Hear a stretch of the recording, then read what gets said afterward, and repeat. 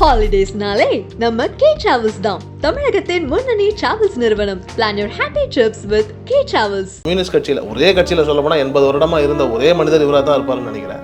தன்னுடைய சக தோழர்களை காட்டி கொடுக்க சொல்லி போலீஸ் அவரை துன்புறுத்துகிறது, அடிக்கிறது, அவர் மீசையில் தீ வைக்கிறாங்க.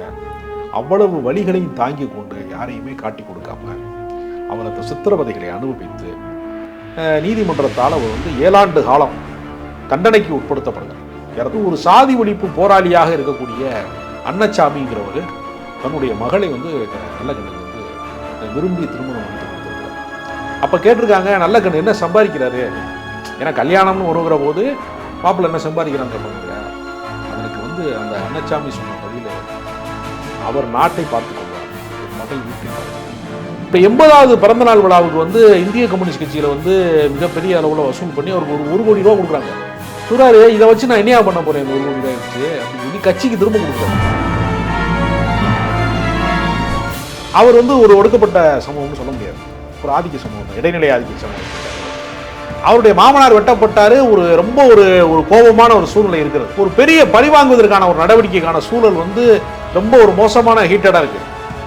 அப்பொழுது அமைதியை விரும்பிய குழந்தைகள் பாதிக்கப்படுவாங்க. பழிக்கு பழி வாங்கினோம்னா அந்த குடும்பத்தில் யாரோ ஒரு குழந்தை பாதிக்கப்படுவாங்க. ஒரு பெண் விதவையாக்கப்படுவா. அந்த குழந்தைகளுடைய நலனுக்காக இதை வளரவிடக்கூடாது என்று அதை அமைதிப்படுத்துறாரு. தனக்கே பாதிப்பு வந்த போதும், தன் குடும்பத்துக்கே பாதிப்பு வந்த போதும், இன்னொருத்தருக்கு பாதிப்பு வந்துடக்கூடாதுங்கிறதுக்காக அவர் வேலை செய்கிறார். கம்யூனிஸ்ட் கட்சி, அதாவது கம்யூனிஸ்ட் கட்சியினுடைய தோல்வியோ அல்லது நல்லக்கண்ணின் தோல்வியோ ஆகாது. கருத்தை கொண்டு போய் சேர்க்க தவறியனுடைய தோல்வி தான். இந்த நூற்றாண்டினுடைய ஒரு சிறந்த மனிதர் இல்லை சிறந்த அரசியல் சார்ந்த ஒரு மனிதர் அப்படின்னு ஐயா நல்லகண்ணு அவர்களுக்கு வரும்.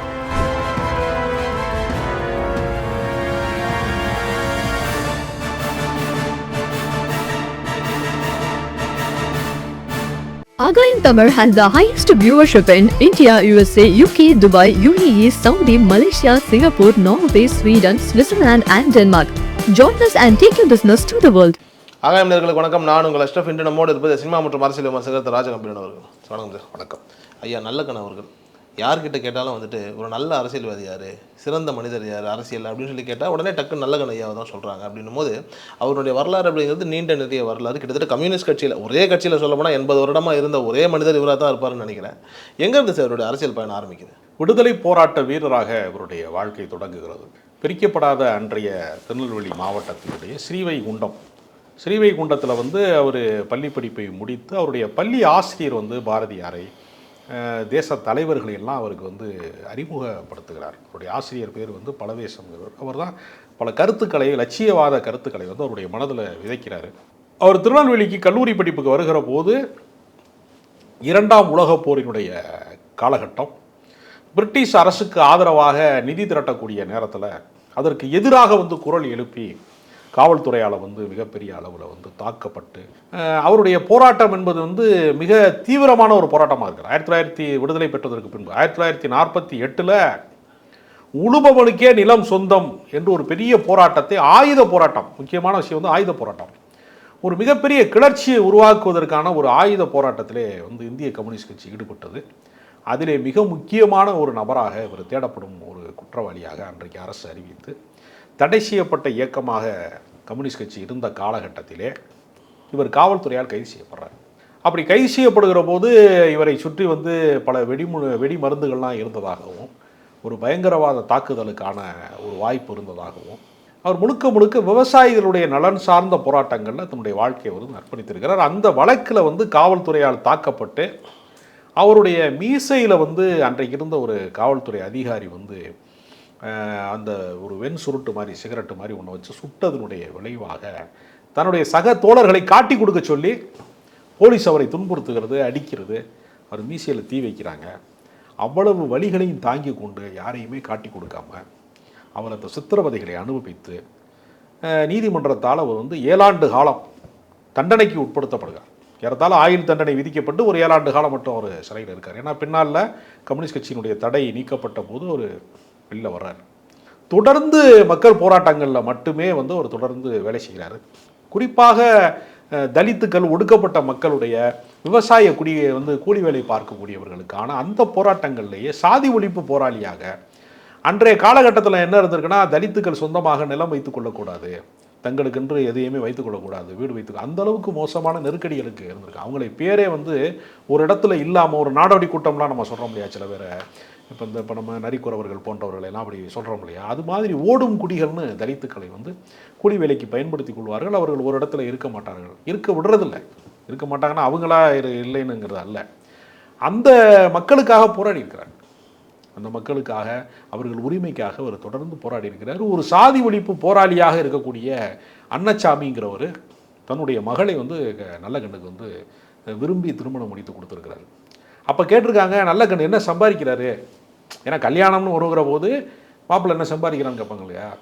அதற்கு வந்து அந்த அன்னச்சாமி சொன்ன பதில், அவர் நாட்டை பார்த்து கொள்வார், என் மகள் வீட்டை பார்த்து கொள்வார்.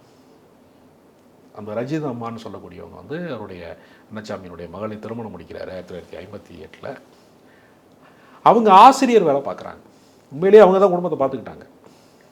இவர் முழுக்க பொது வாழ்க்கை தான். இவருடைய பொது வாழ்க்கை வந்து எந்த விதமான எதிர்பார்ப்பையும் வந்து அவர் வந்து வளர்த்து கொள்ளாதவர். ஒரு முறை வந்து நாடாளுமன்ற உறுப்பினராகலாம் இருந்த காங்கிரஸினுடைய மூத்த தலைவர்கள் ஒருவராக இருக்கக்கூடிய பீட்டர் அல்போன்ஸ் அவர்கள் வந்து ஒரு காரில் பயணம் போகிறார். போகும்போது ஒரு பஸ் ஸ்டாண்டில் வந்து அந்த திண்டு மாதிரி இருக்கும் இல்லையா, அதில் ஒரு தெரிந்த ஒரு பெரிய ஒரு படுத்து கிடக்கிறாரு, தெரிந்த முகம் மாதிரி தெரியுது. வழியில் வந்து நிப்பாட்டி டீ சாப்பிட்றதுக்கு நிப்பாட்டுவாங்களா, அந்த மாதிரி காரில் நிப்பாட்டுற போது ஒரு தெரிந்த முகம் மாதிரி அவருக்கு இருக்கும்போது கிட்ட போய் பார்க்குறாரு, நல்லகண்ணு தான். என்னையா இங்கே உட்காந்துருக்கேன்னு கேட்டிருக்காரு. ஒரு கட்சி கூட்டத்துக்கு வந்தேன், கடைசி பஸ்ஸை விட்டுட்டேன், காலையில் தான் பஸ்ஸுனாங்க, அதனால் ஒரு ஓரமாக படுத்து கிடக்கேன் சொல்லும்போது, நான் சம்மந்தப்பட்ட இடத்துல கொண்டு விடுறேன் உங்களை, என் காரில் ஏறுங்க இன்னும் பீட்டர் அல்போன்ஸ் கேட்குறாரு. வேணாம், என் வேலை கெட்டு போயிடும், உங்க கூட நான் வரல, இப்போது நான் காலையில் பஸ்ஸை பிடிச்சி போகிறேன் என்று ஒரு அரசியல்வாதியை இந்த காலகட்டத்தில் வந்து வார்டு இதாக மெம்பராக இருக்கிறவன், ஒன்றிய கவுன்சிலராக இருக்கவன்லாம் இப்போ ஃபார்ச்சூனர் காரில் வர்ற காலத்தில் நம்ம வாழ்ந்துட்டுருக்கோம். தனக்கென்று எதுவுமே வந்து தேடிக்கொள்ளாத மனிதராக அவர் இருக்கிறார். அவருடைய 80வது பிறந்தநாள் விழாவுக்கு வந்து இந்திய கம்யூனிஸ்ட் கட்சியில் வந்து மிகப்பெரிய அளவில் வசூல் பண்ணி அவருக்கு ஒரு கோடி ரூபா கொடுக்குறாங்க. சொல்கிறாரு, இதை வச்சு நான் என்னையா பண்ண போகிறேன் இந்த 1 கோடி ரூபாய் வச்சு அப்படின்னு சொல்லி கட்சிக்கு திரும்ப கொடுக்குறாரு. இந்த 1 கோடியை கட்சிக்கு கொடுத்துட்டாரு. சமீபத்தில் கூட தகைசால் தமிழர் விருது கொடுத்தாங்க. 10 லட்ச ரூபா தமிழ்நாடு அரசு பணத்தோட கூடிய பட்டயத்தோட விருது கொடுக்குறாங்க. இவர் என்ன பண்ணுறாருன்னா, இவர் கை காசை ஒரு 5000 ரூபாயை போட்டு 10,50,000 ரூபாயை கவர்மெண்ட் கொடுக்குறாரு. அதே மாதிரி நீங்கள் பார்த்தீங்கன்னா 96களில் நடைபெற்ற சாதி கலவரம், அந்த கலவரத்தில் வந்து அவருடைய மாமனாராக இருக்கிறவரே வெட்டி கொண்டுட்டாங்க. இத்தனைக்கும் நல்லகண்ணு அவர்கள் வந்து பட்டியலின சமூகத்தை சேர்ந்தவர் அல்ல, அவர் இடைநிலை ஆதிக்க சாதியை சேர்ந்தவர். ஒரு கம்யூனிஸ்டை நம்ம சாதி ரீதியாக பேர் சொல்லக்கூடாதுங்கிறதுனால அதை நான் சொல்லலை. அவர் வந்து ஒரு ஒடுக்கப்பட்ட சமூகம்னு சொல்ல முடியாது, ஒரு ஆதிக்க சமூகம் தான், இடைநிலை ஆதிக்க சமூகத்தை சேர்ந்தவர். அவருடைய மாமனார் வெட்டப்பட்டார். ரொம்ப ஒரு கோபமான ஒரு சூழ்நிலை இருக்கிறது. ஒரு பெரிய பழிவாங்குவதற்கான ஒரு நடவடிக்கைக்கான சூழல் வந்து ரொம்ப ஒரு மோசமான ஹீட்டடாக இருக்குது. அப்பொழுது அமைதியை விரும்பிய குழந்தைகள் பாதிக்கப்படுவாங்க. பழிக்கு பழி வாங்கினோம்னா அந்த குடும்பத்தில் யாரோ ஒரு குழந்தை பாதிக்கப்படும், ஒரு பெண் வந்து விதவையாக்கப்படுவா, அந்த குழந்தைகளுடைய நலனுக்காக இதை வளரவிடக்கூடாது என்று அதை அமைதிப்படுத்துகிறாரு. தனக்கே பாதிப்பு வந்த போதும், தன் குடும்பத்துக்கே பாதிப்பு வந்த போதும், இன்னொருத்தருக்கு பாதிப்பு வந்துடக்கூடாதுங்கிறதுக்காக அவர் வேலை செய்கிறார். இவ்வளோ நேர்மையும் இவ்வளோ அற்புதமும் இவ்வளோ வந்துட்டு நாட்டுக்காகவே இருந்த ஒரு மனிதர், அதனால தான் அவர் வந்துட்டு அரசியலில் வந்துட்டு வாக்கு அரசியலில் ஜெயிக்கலையோ? இல்லை, அப்படி சொல்ல முடியாது. அவர் 1980 காலகட்டங்களில் வந்து அம்பாசமுத்திரம்ங்கிற தொகுதியில், அவர் திருநெல்வேலி பகுதியில் தான், அது சட்டமன்ற உறுப்பினருக்கு வேட்பாளராக நிற்கிறார். மிக குறைந்த வாக்கு வித்தியாசம், ஒரு 1500 ஓட்டுக்குள்ளே உள்ள வாக்கு வித்தியாசத்தில் தான் அவர் வந்து தோல்வி அடைகிறார். அது அந்த காலகட்டத்தில் வந்து எம்ஜிஆர் ரொம்ப செல்வாக்கு மிக்கவராக இருந்த காலம். இவங்க அதுக்கு நேர் எதிராக அதிமுகவுக்கு எதிரான கூட்டணியில், திமுக கூட்டணியில் இவங்க இருக்கிறாங்க. அந்த காலகட்டத்தில் ஒரு வெற்றி வாய்ப்பு நழுவி போய்விட்டது. அதிகாரத்தை நோக்கி அவர் பயணிக்கலை. கோயமுத்தூரில் குண்டுவெடிப்பு நடந்து மனித நேயம் செத்து விட்டது என்று சொல்லக்கூடிய அளவிற்கு மத கலவரமும் மத சூழலும் இந்து முஸ்லீம் பகையும் வந்து வளர்ந்திருக்கிற போது அங்கு ஒரு தேர்தல் வருகிறது.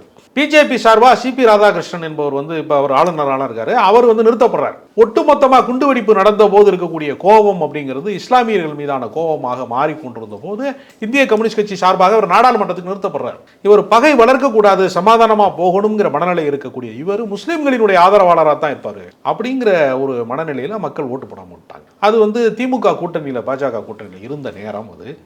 அதில் ஒரு முறை அவர் தோற்றுக்கு தேர்தல் அரசியலுக்கு அவர் 2 முறை தான் போட்டிட்டார். 2 முறையுமே அந்த அரசியல் சூழ்நிலை என்பது தவறாக இருந்த காரணத்தினால அவர் தோற்று போயிட்டார். இன்னொரு விஷயம் என்னன்னா, நல்லக்கண்ணு போன்றவர்கள் தாங்கள் செய்திருக்கிற தியாகங்களை இந்த உலகத்துக்கு வெளிச்சம் போட்டு விளம்பரப்படுத்தி கொண்டு பொதுக்கூட்டங்களிலே பேசிக்கொண்டு அதை விளம்பரப்படுத்தி அந்த வாழ்க்கை வாழற.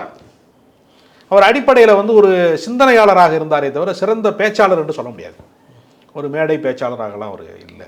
அப்புறம் நீங்கள் பொது வாழ்க்கையில் தன்னை அலங்கரித்து கொண்டு ஒரு பில்டப் மெயின்டைன் பண்ணி வாழக்கூடிய ஒரு இடத்துலையே அவர் இல்லை. ஒரு உதாரணம் சொல்கிறேன். அவருக்கு ஒருத்தர் கார் வாங்கி கொடுக்கணும்னு ஆசைப்படுறாரு. ஒரு தொழிலதிபர், ஒரு தமிழ் ஆர்வலர். நந்தன் பத்திரிகையை நடத்திய அருணாச்சலம் என்று சொல்லக்கூடிய ஆனார்வுனா என்றெல்லாம் ஒரு அழைப்பார்கள். அவர் ஆசைப்படுறார். அப்போ ஆசைப்படும் போது அவர் சொல்கிறாரு, இவர் ஏற்றுக்கொள்ள மறுக்கிறார். வேணாயா, எனக்கு எதுக்கு அதெல்லாம், நான் பொதுவாக இப்போ பஸ்ஸுலேயே ஆட்டாலே ஏறி போயிடுவேன், எனக்கு எதுக்குங்கிறார். அப்போ கட்சியில் சொல்லி எப்படியாவது வாங்கி கொடுக்கலாம் அப்படின்னா கட்சி செயற்குழு கூடி முடிவெடுக்கலாங்கிறப்ப இவருக்கு எப்படியாவது வாங்கி கொடுக்கணும்னு ஆசை. அவருடைய 80வது பிறந்தநாள் விழாவில் கலைஞர் அவர்கள் முதலமைச்சராக இருக்கிறார். இந்த அருணாச்சலங்கிறவர் என்ன பண்ணுறாருன்னா, கலைஞர் காதில் போய் நான் கார் கொடுக்கணும்னு ஆசைப்படுறேன், வாங்க மாட்டேங்கிறேன், நீங்கள் சொன்னால் வாங்கி கொடுத்துருவாரு, நீங்கள் சொன்னால் அவர் வாங்க வேண்டிய சூழ்நிலை வந்துடும் முதலமைச்சரே சொல்லும்போது அப்படின்னோடனே கலைஞர் எப்படி ஆளு, ஏன் நீ வாட்டுக்கு காரை வாங்கி கொடுத்தேன்னா அந்த வண்டிக்கு டீசல் பெட்ரோல் போடுறது யார், டிரைவருக்கு சம்பளம் கொடுக்குறது யார், அவர் எப்படி அந்த வாழ்க்கையை வாழ்வார், அவர் எளிய மனிதர், நீ காரை வாங்கி கொடுத்தேன்னா மிச்ச செலவினங்களுக்கெல்லாம் என்ன செய்வார் அவர், அப்படின்னு அதையும் நான் ஏற்றுக்கிறேங்கிறார். அவருக்கு எப்படி மனசு பாருங்க. அப்போ நீ ஏற்றுக்கிறியா, அப்போ நான் சொல்கிறேன்ட்டார் கலைஞர். கலைஞர் அறிவிக்கிறார். அறிவித்து அந்த காரை கட்சிக்கு கொடுத்துட்டார். அதனால் அவருக்கு அந்த தனக்காக வாழ்வது அப்படிங்கிறது அவருடைய மனநிலையிலேயே கிடையாது. அவருடைய வாழ்க்கையில் அவர் ஒரு அரசு குடியிருப்பு அந்த சிஐடி நகர்னு சொல்லக்கூடிய இடத்துல, தி நகர் பக்கத்தில் இருக்கக்கூடிய அந்த இடத்துல ஒரு அரசு குடியிருப்பில் இருந்தார். சரி, ஆனால் அந்த குடியிருப்பில் கூட 2019 அவர் அங்கேயிருந்து காலி செய்யணுங்கிற மாதிரியான சில விஷயங்கள் வந்ததாக சொல்கிறாங்க. இல்லை, அது அரசு கட்டடம் ஒரு வருடத்திற்கு பின்பு அது ரொம்ப பழசாயிருச்சு அப்படின்னா அதை இடித்து கட்டுவாங்கல்ல, அதுக்காக தான் அவரை திட்டமிட்டு வெளியேற்றலை யாரும். அவர் அப்படி யாரும் பகைமையாக பார்க்க மாட்டாங்க, அப்படிலாம் யாரும் வெளியேற்றலை. அது பழைய கட்டடம் ஆயிடுச்சு, அது சேஃப்டி இல்லை இனிமேல் அப்படிங்கிறனால இடிச்சு கட்டணும். ஏன்னா சமீபத்தில் அந்த பெருவெள்ளத்துக்குள்ளே அவர் வீட்டுக்குள்ளே தண்ணி பூந்துருச்சு, 2000 புத்தகம் போயிடுச்சு அவருக்கு. அவர் சேமித்து வச்ச ஒரே சொத்தே அந்த புத்தகங்கள் தான். அதனால் அவர் குழந்தைகள்லாம் அவங்களாம் நல்லா படித்து மெரிட்டில் தான் வந்திருக்காங்க எல்லாருமே. மகள் கூட ஏதோ மருத்துவராக இருக்காங்க. அவருடைய வாழ்க்கையை பொறுத்தவரையில் அவர் முழுக்க சமூக நலன் கருதிய வாழ்க்கையை மட்டும் அவர் வாழ்ந்திருக்கிறாரு. ரொம்ப தீவிரமான வாசிப்பு பழக்கம் உள்ளவர். நிறைய புத்தகங்கள் படிப்பார், உலக வரலாறுகள், கவிதைகள்லாம் படிப்பார். அடிப்படையில் ஒரு இலக்கியவாதியும் கூட. சில சிறுகதைகளை மொழிபெயர்த்து இருக்கிறார். இது மாதிரியான ஒரு அளப்பரிய பணிகளை நல்லக்கண் அவர்கள் தன்னை குறித்து இப்பொழுதும் கூட அவருக்கு தன்னை குறித்த ஒரு பில்டப்பை எங்கேயுமே அவர் வச்சுக்கிட்டதே கிடையாது. 100வது பிறந்தநாளில் கூட ஒரு கட்சியை சார்ந்து கட்சியோட விஷயங்களையே தான் பேசிட்டு இருந்திருக்காரு தவிர்த்து அவரை பற்றி எதுவுமே பேசலைங்கிற மாதிரியான ஒரு பாராட்டுகளும் தன்னை முன்னிலைப்படுத்திக் கொள்கிற குணம் அவருக்கு கிடையாது. ஒரு உதாரணத்துக்கு நான் சொல்கிறேன். கொடிக்கால் செல்லப்பா என்கிற ஒருவர் இந்திய கம்யூனிஸ்ட் கட்சிக்கு மாவட்ட செயலாளராக, கன்னியாகுமரி மாவட்டத்தில் மாவட்ட செயலாளராக இருந்த பெரிய தீவிர செயல்பாட்டாளர். கன்னியாகுமரி மாவட்டத்தை திருவிதாங்கூர் சமஸ்தானத்தோடு இணைத்திருந்ததை தமிழ்நாட்டோடு இணைக்க வேண்டும் என்ற ஒரு பெரிய எல்லை போராட்டம் நடந்துச்சு. அந்த எல்லை போராட்டத்தில் அவர் சிறை சென்ற ஒரு வீரர். அவர் இந்திய கம்யூனிஸ்ட் கட்சியில் இவர் முதன்மையான பொறுப்பில் இருக்கும்போது அவர் மாவட்ட செயலாளர் இருக்கார். அவரை பற்றி ஒரு ஆவணப்படத்தை நான் எடுத்தேன். அப்போ அவர் நல்லக்கண் அவர்களோட போய் ஒரு உரையாடல், ஒரு நேர்காணல் பண்ணுறக்கா போனேன். அப்போ அது பழைய வீடு, நான் சொல்கிறது இந்த அரசு குடியிருப்பில் காலி பண்ணுறதுக்கு முந்தைய வீடு. அது ஒரு ஹாஸ்பிட்டல் சீட்டில் உட்காந்துருந்தார். நிறையா சுற்றி புத்தகங்களாக சூழ்ந்துருந்துச்சு, பேப்பருக்கு பொறுப்பாக கிடக்கு. ஒரு டேபிள் மேலே புத்தகமாக இருக்குது. ஒரு சேகுவரா படம் இருந்துச்சு, ஒரு ஃபோட்டோ மாதிரி. நான் ஒரு ஃப்ரேமுக்கு அழகாக இருக்குமே அப்படிங்கிறதுக்காக சேகுவரா ஃபோட்டோவை அவர் முன்னாடி போய் வச்சு கேமராமேன்ட்ட சொல்லி ஃப்ரேம் செட் பண்ணி எடுக்கிறதுக்கு, அவர் இன்டர்வியூ எடுக்கிறதுக்கு, என்ன இது எதுக்கு இங்கே வச்சேன்னு கேட்டார் என்கிட்ட. சேகுவரா படம் இந்த ஃப்ரேமில் அழகாக இருக்கும் ஒன்று, அதோட ஒரு கம்யூனிஸ்ட் கட்சியில் நீ ஒரு மூத்த தலைவர், அவர் ஒரு போராளி, ரெண்டுக்கும் ஒரு பொருத்தமாக இருக்கும், அதெல்லாம் வச்சேன். அந்த ஃபோட்டோவை எடுத்துருந்தார். ஏன்னு கேட்டேன். தான் நம்பிய கொள்கைக்காக உயிரை விட்டவனு சேகுவாரான். அவரோட தியாகத்தோடு என்னை ஒப்பிடுவதற்கு இந்த புகைப்படம் ஒரு காரணமாகிடக்கூடாது, எனக்கு அந்த தகுதி இல்லைன்னா. சேகுவாரா படத்தை என் அருகில் வைத்துக் கொள்கிற தகுதி இல்லை, அதை எடுத்துருந்தார். எவனவனோ டிஷர்ட்டில் சேகுவாரா படத்தை போட்டுக்கிட்டு ஏமாத்துறவன், ஃப்ராடுக்கு, டாஸ்மார்க்குக்கு போகிறவன்லேருந்து மோசடி பெருவழிகள்லாம் நீங்கள் பார்த்துருப்பீங்க. எத்தனையோ பேர் இருக்காங்க. இதுதான் நல்லக்கண். ஆனால் இப்படி வந்துட்டு ஒரு உன்னதமான மனிதர், நேர்மையான மனிதர், ஆனால் இதெல்லாம் பார்க்கும்போது சமுதாயத்துலேயும் சரி குடும்பத்துலேயும் சரி பொழைக்க தெரியாத மனிதன் அப்படின்னு சொல்லி ஒரு ஸ்டேட்மெண்ட் ஒன்று சொல்லுவாங்க இல்லையா? இவர் எப்படி இத்தனை ஆண்டு காலத்தை கடந்து வந்தார்? அவர் குடும்பமாக இருக்கட்டும், அவருடைய அந்த பொது வாழ்க்கையில் இருக்கக்கூடிய மற்ற அரசியல் தலைவர்களாக இருக்கட்டும், அவரோட அரசியல் பயணத்தை ஸ்டார்ட் பண்ண எல்லாருமே வந்துட்டு மாடி வீடு கட்டி 4 கார் வாங்கிங்கிற இந்த ஒரு நிலைகளில் மாறி இருப்பதற்கான சூழல்கள் எல்லாமே இருந்திருக்கும் இல்லையா? இதை எப்படி ஐயா கடந்து வந்தாங்க? அது எப்பொழுதுமே வந்து என்னென்னா, நாம் வெற்றி என்பதற்கு வந்து நம்ம வைத்திருக்கக்கூடிய அளவுகோல் என்பது வேறு.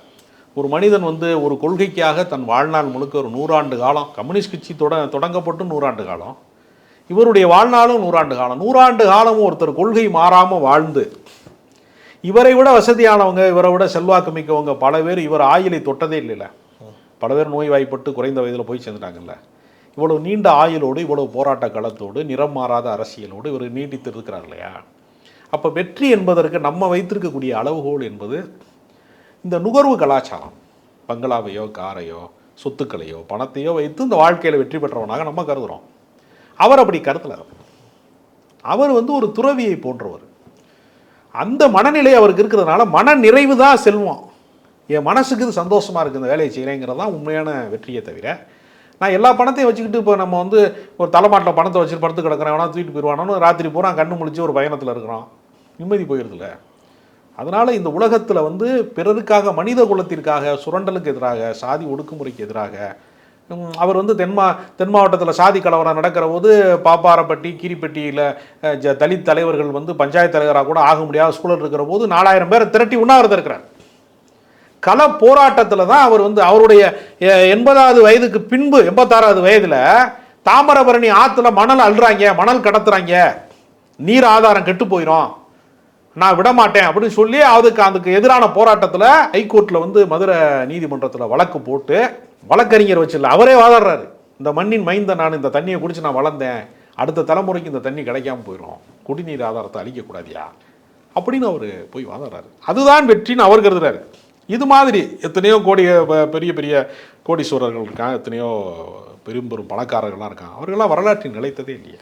ஆனால் சார், இப்போ வந்துட்டு இந்த தாமிரபரணி ஆண்டு விஷயத்தை கூட சொன்னீங்க. இப்போ பொதுவாக மண் அள்ளுறது அப்படின்னா முன்ன ஆளுங்கட்சியாக இருக்கும், எதிர்கட்சியாக இருக்கும், ஏதோ ஒரு விதத்தில் அரசியல் சார்ந்த ஒரு கட்சி இல்லை ஒரு மனிதராக தான் இருப்பாருன்னு வைங்களேன்.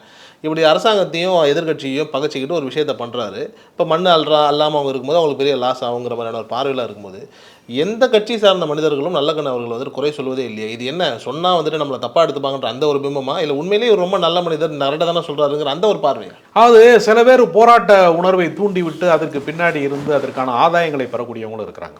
சில பேர் பொது நலன் சார்ந்த போராட்டத்தை முன்னெடுப்பாங்க, அந்த நிறுவனம் பணம் கொடுத்தா வாங்கிடுவாங்க, விலை போயிடுவாங்க. பல பேர் இவரை விலைக்கு வாங்க முடியுமா?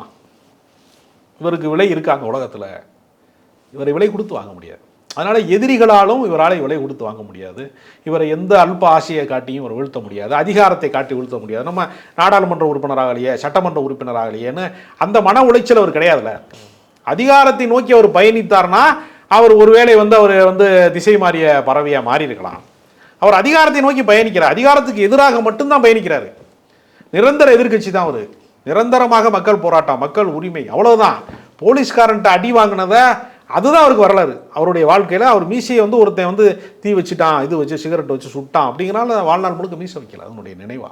அதனால் ஒரு சிறந்த மனிதனாக வாழ்பவர்கள் அப்படின்னு ஒரு ஆன்ம பலம்னு சொல்லுவாங்க, ஒரு மன உறுதி அவருக்கு இருக்குது, பொதுநலன் சார்ந்த உறுதி. இதுதான் இளைஞர்கள் கற்றுக்கொள்ள வேண்டிய பாடம். இதுதான் உண்மையான ஹீரோ. சினிமா நடிகை ஹீரோ கிடையாது, நம் கண் முன்னால் வாழ்கிற ஒரு வரலாற்று நாயகன் வந்து நல்ல கணக்கு. இவருடைய வரலாற்றை படித்தா இது மாதிரி தரமான அரசியல் தலைவர்கள் உருவாவான். பொறுக்கி புறம்போக்கு முல்லை மாதிரி முடிச்சவங்கெல்லாம் பார்த்தான்னா இவனும் சமூகத்தை வந்து இவன் மணலை அள்ளி விற்பான், இவனும் பல மோசடிகளை செய்வான், இன்னொரு கேவலமான ஒரு சமூகம் வரும். ஆனால் இவ்வளோ சிறந்த ஒரு மனிதர், இவ்வளோ சிறந்த ஒரு அரசியல் வாழ்க்கை இருக்குது. ஆனால் வந்துட்டு தமிழ்நாட்டில் வந்துட்டு கம்யூனிஸ்ட் அப்படின்ற மாதிரியான ஒரு பார்வை வந்துட்டு எப்பவுமே கொஞ்சம் கம்மியாக தான் இருக்கும். கம்மியானா அவங்களுக்கு குறைவாக சொல்லலை நான். ஒரு பெரிய வெற்றி இருக்காது, இல்லை நிறைய விஷயங்கள் வந்துட்டு இங்கே செய்ய முடியாதுங்கிற ஒரு சூழல் இருக்கும். ஆனால் இதே கேரளாவில் எடுத்துட்டிங்க அப்படின்னா கம்யூனிஸ்ட் கட்சிக்கு பவரில் வரும், ஏகப்பட்ட ஒரு மரியாதை, அந்த ஒரு சூழல் இருக்கு இல்லையா? இவ்வளோ பெரிய தலைவர்கள் நல்ல கணையா மாதிரி இருந்து கூட தமிழ்நாட்டில் வந்துட்டு கம்யூனிஸ்ட் சித்தாந்தம் பெருசாக வராததுக்கான காரணம் வந்து இந்த கருத்து மக்கள் மத்தியில் போய் சேராதது. நல்ல கண்ணு சேர்ந்த அளவுக்கு இந்த கம்யூனிஸ்ட் கருத்து, அதாவது கவர்ச்சிகரமான பேச்சாளர்களோ மக்கள் மன்றத்தில் வந்து ஒரு பெரிய வெகுஜனங்களை வந்து தன் பக்கம் வந்து ஈர்க்கக்கூடிய சக்தி இருக்குல்ல. இப்போ மற்ற கட்சியிலாம் யார் வேண்டுமானாலும் உறுப்பினர் ஆகலாம், கம்யூனிஸ்ட் கட்சியில் எடுத்து உறுப்பினர் ஆக முடியாது. யோக்கியது என்ன, நீ என்ன மாதிரி ஆள் எல்லாம் பார்த்து தான் கட்சியில் வந்து உறுப்பினர் அட்டையே கொடுப்பாங்க. பல ஆண்டுகள் கழித்தான் கொடுப்பாங்க. பல படிநிலைகள் இருக்கிறது. அதனால் ரொம்ப வந்து குறுக்கு வழியில் முன்னுக்கு வர்றதுக்கான வாய்ப்பு அந்த கட்சியில் இல்லாதனால இப்போ வாழ்க்கையை வந்து ரொம்ப ஷார்ட்கட்டாக வாழணும்னு நினைக்கக்கூடியவங்க அதிகமாயிட்டாங்க. நுகர்வு வெறி பிடித்த காலமாயிட்டு. ஒரு சாதாரண மொபைல் வச்சுக்கிறக்கூடாது, வச்சுருந்தா நம்ம வந்து ஒரு காஸ்ட்லியான ஐஃபோன் வச்சுருக்கணும்னு நினைக்கக்கூடிய ஒரு மனநிலை. எல்லாத்துலேயுமே நம்ம வந்து எக்ஸ்ட்ரீமாக வாழணுங்கிற ஒரு மனநிலையில் எல்லாரும் வர்றான். நுகர்வு வெறியோட உச்சமான ஒரு காலம். அதனால் எளிமையை பற்றி வந்து பேசும்போது கேட்பான், எளிமையாக வாழ்வது, அதாவது நல்ல கண்ணை பற்றி பேசுவது எளிது, நல்ல கண்ணாக வாழ்வது அரிதினும் அரிது. அந்த வாழ்க்கைக்கு தயாராக நம்ம இல்லைங்கிறது உண்மையான காரணம். இப்போ ஜீவா இந்த மாதிரியான நிறைய பேர் நம்ம சொல்லிகிட்டே வரும். அந்த ஒரு லிஸ்ட்டில் தான் வந்து நல்ல கணவர்களும் வந்துருவாங்களா, இல்லை ஏதாவது இதை கொண்டு வந்துட்டு ஒரு முன்னேற்ற பாதை கம்யூனிசத்துக்கும் சரி வேறு விதமான ஒரு நிலைகளில் ஒரு அரசியல் முன்னேற்றம் ஏதாவது இருக்கும்? இல்லை, அது நிச்சயமாக இருக்கும். இந்த கருத்தை புரிந்து கொள்கிற அளவுக்கு வந்து ஒரு அரசியல் அறிவு மிக்கவர்களாக நம்ம இளைஞர்களை நம்ம உருவாக்க தவறிட்டோம். அதுதான், அது அவருடைய தோல்வி அல்ல. கம்யூனிஸ்ட் கட்சி, அதாவது கம்யூனிஸ்ட் கட்சியினுடைய தோல்வியோ அல்லது நல்ல கண்ணின் தோல்வியோ அல்லது அந்த கருத்தை கொண்டு போய் சேர்க்க தவறி அதனுடைய தோல்வி தான். அதை சேர்க்கிற நாள் வருகிற போது நீங்கள் சொல்கிற மாதிரி கேரளாவில் ஒரு பினராயி விஜயன் வருவதை போல, ஏற்கனவே மேற்கு வங்கத்திலே வந்து ஒரு ஜோதிபாஸ் இருந்ததை போல ஒரு வெற்றிகரமான அரசியலை தேர்தல் பாதையும் அவர்கள் உருவாக்க முடியும். அது எதிர்காலத்தில் நடக்கும் நினைக்கிறேன். இந்த நூற்றாண்டினுடைய ஒரு சிறந்த மனிதர் இல்லை சிறந்த அரசியல் சார்ந்த ஒரு மனிதர் அப்படின்னு ஐயா நல்லகண்ணு அவர்கள் சொல்லலாமா? அதில் எந்த சந்தேகமே கிடையாது. இன்று வாழும் காலத்தில் அவருக்கு நிகராக ஒரு தலைவரை சொல்லவே முடியாதுங்கிற அளவுக்கு அவர் மிகப்பெரிய போராட்டக்காரர், ஒரு மனித நேயர், அவர் மதங்களை கடந்தவர், சாதி மத மோதல்கள் இல்லாத ஒரு சமத்துவ சமூகத்தை உருவாக்குவதற்காக சுரண்டல் இல்லாத, ஒடுக்குமுறை இல்லாத ஒரு சமத்துவ சமுதாயத்திற்காக கனவு கண்டது மட்டுமல்ல, அதற்காக போராடிய ஒரு மாமனிதர் அவர். அவருக்கு நிகராக சங்கரையாவை சொல்லலாம். அதனால் இடதுசாரி தலைவர்களுக்கு இருக்கக்கூடிய இந்த வரலாற்றை சாமானிய மக்களுக்கு கொண்டு போய் சேர்த்தோம்னா இது போன்ற வரலாற்றினுடைய பிரதிநிதிகளாக பல பேர் உருவாவாங்க. காந்தியை பார்த்து தான் காமராஜர் வந்தார். காமராஜர் மாதிரி தலைவர்கள் இருந்ததுனால தான் கக்கன் உருவானாங்க. அப்போ ஒரு பெரியார் இருந்தனால அண்ணா வர முடிந்தது. ஒரு அண்ணாவை பார்த்து பல தலைவர்கள் உருவானாங்க. அப்போ எப்பொழுதுமே ரோல் மாடல் கரெக்டாக இருக்கணும். நாம் யாரை பார்த்து உருவாகிறோம்னு ஒன்று இருக்குது. அந்த ரோல் மாடல் இல்லாத ஒரு சமூகம் வந்துருச்சுனாலே அனைவருமே உதிரிகளாக மாறிடுவான். அது வந்து அப்படி ஒரு சூழல் வந்து விடக்கூடாது. ஆனால் இன்றைய சமகால அரசியல் என்பது ஒரு பெரிய வீழ்ச்சியில் தான் இருக்குது. இது போன்ற ஆளுமை மிக்கவர்களை நாம் அறிந்து கொள்வதன் வழியாகத்தான் நம்ம சமூகத்தில் அடுத்த ஒரு பண்பாட்டு தளத்தில், அரசியல் தளத்தில் ஒரு உயர்வான ஒரு இடத்தை அடைய முடியும். சார், ரொம்ப நன்றி சார் நேரத்துக்கு. ஹாலிடேஸ்னாலே நம்ம கே டிராவல்ஸ் தான். தமிழகத்தின் முன்னணி டிராவல்ஸ் நிறுவனம். Plan your happy trips with K Travels.